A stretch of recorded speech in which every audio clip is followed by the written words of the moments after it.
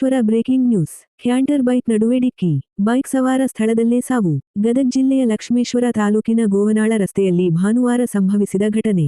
ಸವಣೂರು ಕಡೆಯಿಂದ ಬರುತ್ತಿದ್ದ ಕ್ಯಾಂಟರ್ ಲಕ್ಷ್ಮೇಶ್ವರದಿಂದ ಗೋವನಾಳಕ್ಕೆ ಹೊರಟಿದ್ದ ಗೋವನಾಳ ಗ್ರಾಮದ ಬೈಕ್ ಸವಾರ ಪ್ರಕಾಶ್ ಮ್ಯಾಗೇರಿ 28 ವಯಸ್ಸಿನ ಯುವಕ. ಲಕ್ಷ್ಮೇಶ್ವರ ಪೊಲೀಸ್ ಠಾಣೆಯಲ್ಲಿ ಪ್ರಕರಣ ದಾಖಲು. ವರದಿ ನಾಗರಾಜ ಹಣಗಿ, ಪ್ರಜಾಧ್ವನಿ, ಲಕ್ಷ್ಮೇಶ್ವರ.